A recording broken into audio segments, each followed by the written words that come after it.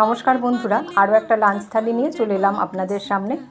প্রথমে ভাতের সাথে নিয়ে নিচ্ছি একটু শসা, লেবু, লঙ্কা। কড়াইতে সাদা জিরে, শুকনো লঙ্কা আর কারি পাতা ফোড়ন দিয়ে আলুগুলো দিয়ে দিয়েছি। আলুটা ভাজা করে নিয়েছি নুন আর হলুদ দিয়ে। গরম দিনে এই রকম থালি এই রকম খাবার কিন্তু আমার ভীষণই প্রিয়। আলু ভাজাটা নামিয়ে নেওয়ার পরে ওই তেলের মধ্যে দুটো টমেটো আধা আধি করে দিয়ে দিয়েছি আর 6-7টা রসুনের কোয়া দিয়ে দিলাম। সেগুলো ঢাকা দিয়ে একটু ভেজে নিচ্ছি। তারপরে দেখুন এগুলো এই রসুন আর টমেটোটা বেশ ভাজা হয়ে গিয়েছে, তুলে নিলাম। প্রথমে এই টমেটোর ওপর থেকে খোসাগুলো ছাড়িয়ে নিচ্ছি।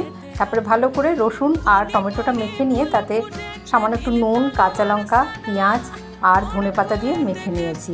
সেটাও নিয়ে নিয়েছি ভাতের সাথে। রুটি দিয়েও কিন্তু এটা খেতে বেশ লাগে। এছাড়া ছিল মসুর ডাল আর ঝিঙে আলু বড়ি দিয়ে পোস্ত। গরমের দুপুরে এই রকম থালি কিন্তু আমার